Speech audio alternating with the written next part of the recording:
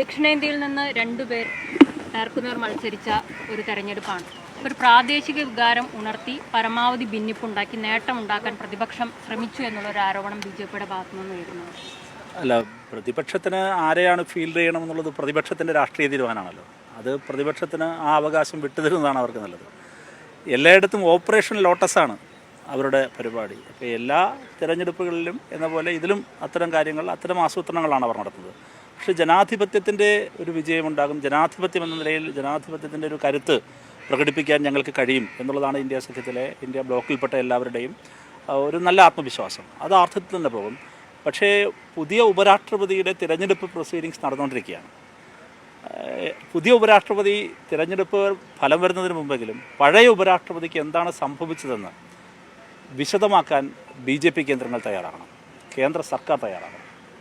രാജ്യത്ത് വിവരങ്ങളും ഡേറ്റകളും എല്ലാം തന്നെ അപ്രത്യക്ഷമാകുന്ന, മനുഷ്യർ തന്നെ എലിമിനേറ്റ് ചെയ്യപ്പെടുന്നൊരു കാലത്താണ്, അപ്രത്യക്ഷപ്പെടുന്നൊരു കാലത്താണ് നമ്മൾ ജീവിക്കുന്നത്. അപ്പോൾ നരേന്ദ്രമോദിയുടെ ഈ കാലത്ത് ഉപരാഷ്ട്രപതിക്ക് എന്താണ് സംഭവിച്ചത് എന്ന വിവരം, എന്തുകൊണ്ടാണ് അദ്ദേഹം രാജിവെച്ചതെന്നുള്ള വിവരം, സത്യസന്ധമായ വിവരം ജനാധിപത്യ ഇന്ത്യയോട് വിശദമാക്കാൻ ഇനിയെങ്കിലും തയ്യാറാകണം. ഇപ്പോഴും അതിൻ്റെ വിവരങ്ങൾ, കാരണങ്ങൾ അജ്ഞാതമായി തുടരുകയാണ്, ദുരൂഹത തുടരുകയാണ്. അപ്പോൾ ദുരൂഹതകളുടെ ഇന്ത്യയാണ് ഇന്ത്യൻ രാഷ്ട്രീയത്തിൽ BJPയുടെ സംഭാവന. അതൊരിക്കൽ കൂടി തെളിയുകയാണ്. എന്തുതന്നെ ആയാലും ഇവിടെ ഇന്ത്യ ബ്ലോക്ക് കൂടുതൽ പേർ ഈ പാർലമെൻറ്റ് സമ്മേളനത്തിൻ്റെ തുടക്കത്തിൽ നിങ്ങളെല്ലാം റിപ്പോർട്ട് ചെയ്തതുപോലെ പല അഭിപ്രായ ഭിന്നതകളിൽ നിന്നവർ പോലും യോജിച്ച് ഇക്കാര്യത്തിൽ ഉപരാഷ്ട്രപതി തിരഞ്ഞെടുപ്പിൽ റാലി ചെയ്തിട്ടുണ്ട്.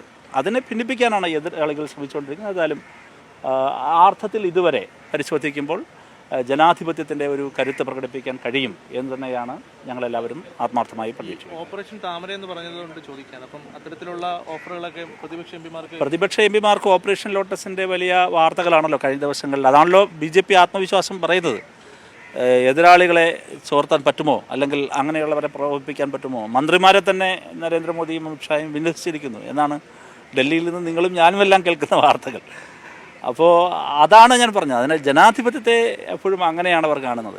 എങ്ങനെ ടോർപ്പേഡ് ചെയ്യാം, എങ്ങനെ പിൻവാതിൽ വഴികൾ തേടാം, അതാണ് അവർ ചെയ്യുന്നത്. അതിന് മനോഹരമായിട്ട് വിളിക്കുന്നൊരു പേരാണ് ഓപ്പറേഷൻ ലോട്ടസ്. അപ്പോൾ ഏത് ലോട്ടസ് നടത്തിയാലും ഞങ്ങൾക്കറിയേണ്ട, ജനാധിപത്യ ഇന്ത്യക്ക് അറിയേണ്ട ഒരു കാര്യം, മുമ്പ് ഈ പോസ്റ്റ് എഴുതുന്ന ഒരു ഉപരാഷ്ട്രപതിക്ക് എന്ത് പറ്റിയെന്നാണല്ലോ, അതിപ്പോഴും പറയുന്നില്ല. അപ്പോൾ ഇതാണ് അതിൻ്റെ പ്രശ്നം. ഇപ്പോൾ ദുരൂഹതകൾ മാറണം, ജനാധിപത്യം കൂടുതൽ ക്ലാരിറ്റി ഉണ്ടാകണം, ജനാധിപത്യ പ്രക്രിയ കൂടുതൽ ശക്തമായി വരണം. ഇതൊക്കെയാണ് ഇപ്പോൾ യഥാർത്ഥത്തിൽ ഡിസ്കസ് ചെയ്യേണ്ട കാര്യം.